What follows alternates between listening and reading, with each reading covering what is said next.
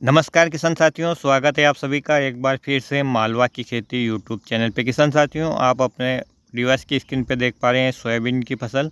Variety है RVSM 2011-35 और समय है इसका 30 दिन, यानी 1 माह की ये फसल हो चुकी है। 28 जून 2024 की इसकी बोनी की गई थी और आज है दिनांक 28 जुलाई 2024। अभी तक इसमें कोई स्प्रे नहीं किया गया किसान साथियों। जैसे 25 से 26 दिन की अवस्था में हम इसमें स्प्रे करने वाले थे, लेकिन जैसा कि आपको पता है कि श्री देवीलाल जी पाटीदार के द्वारा जो मौसम अनुमान लगाया जा रहा था और जो हम मंदसौर क्षेत्र से, तो यहाँ पर भी बारिश की संभावनाएं जताई जा रही थी, तो हमने इस पर रोक दिया था। क्योंकि हमें ऐसा लग रहा था कि यदि हल्की फुल्की सावन की जैसी झड़ी लगती है वैसी बारिश होगी, तो जैसे ही मौसम खुलेगा तो फिर से कीटों का अटैक हो सकता है। और पहला स्प्रे हम कर रहे हैं तो इसमें लंबा टाइम वाला कीटनाशक नहीं डाल रहे हैं किसान साथियों, क्योंकि फूल आने से पहले की समय अवधि में हम लंबी समय वाला कीटनाशक डालेंगे। तो हम अभी लोकली जो शॉर्ट टाइम रिजल्ट देती है वो दवाई इसमें डालेंगे। वो चूसने वाले कीट और चबाने वाले कीट दोनों प्रकार की समस्या इस समय देखी जा रही है, या यूँ कहें कि गडल बीटल और जो सेमी लूपर इल्ली है उसका प्रकोप कहीं कहीं दिख रहा है, तो हम इसमें स्प्रे करने वाले हैं। चूँकि आज 28 जुलाई है और श्री देवीलाल जी पाटीदार ने बताया भी कि आज के दिन और अच्छी खासी बारिश कहीं न कहीं क्षेत्रों में हो सकती है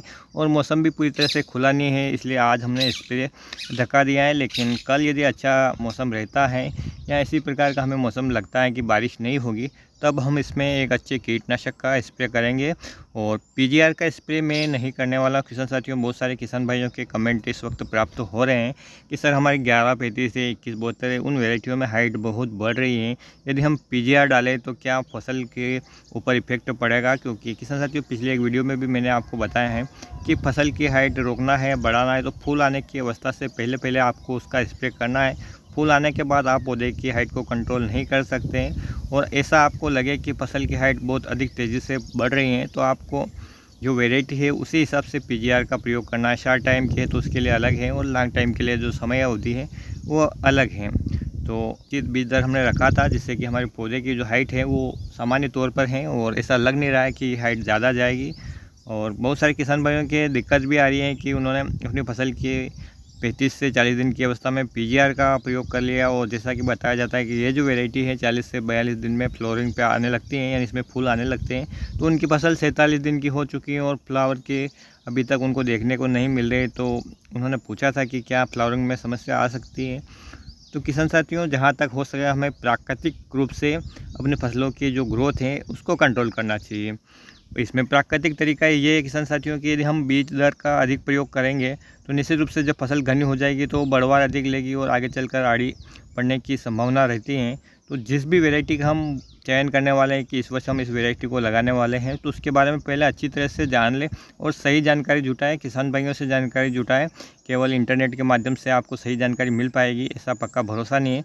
तो जिन किसान भाइयों ने अपने आसपास के क्षेत्र में उस वैरायटी को लगाया है, उन किसान भाइयों से भी जाने कि ये वैरायटी कैसी है, कितना उत्पादन देती है, हाइट कितनी लेती है, तो उसके बारे में सत्य बात आपको पता चल जाएगी और फिर उस वैरायटी का आप चयन करेंगे तो उचित बीज दर रख पाएंगे।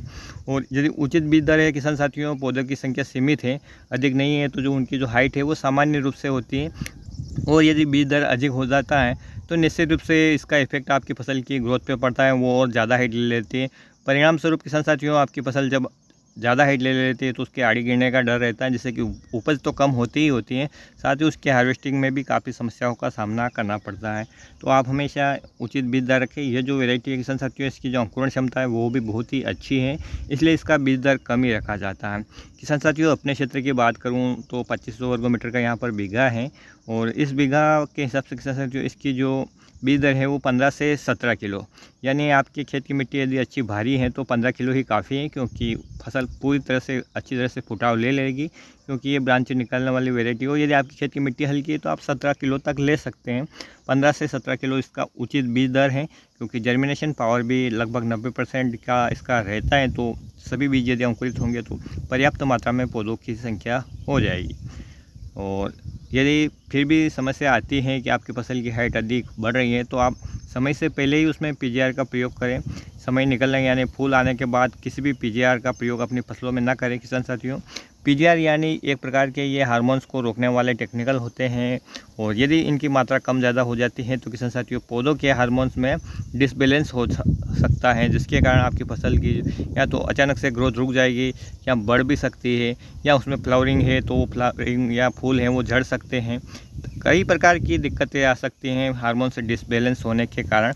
इसलिए आप जहाँ तक हो सके पीजीआर का प्रयोग नहीं करें, और पीजीआर का प्रयोग करने वाले हैं तो समय पे करें, सीमित मात्रा में करें, ताकि आपकी फसल में किसी भी प्रकार की कोई इफ़ेक्ट ना हो। तो किसान साथियों, ये फसल आपको कैसी लगी और आप कमेंट के माध्यम से मुझे ज़रूर बताइएगा। और इस वैरायटी के बारे में यदि आपका भी कोई सुझाव है किसान साथियों, तो आप कमेंट के माध्यम से मेंशन कर सकते हैं, ताकि अन्य किसान भाइयों को मार्गदर्शन मिलता रहे। तो फिर मिलते हैं एक नए वीडियो में एक नई जानकारी के साथ किसान साथियों।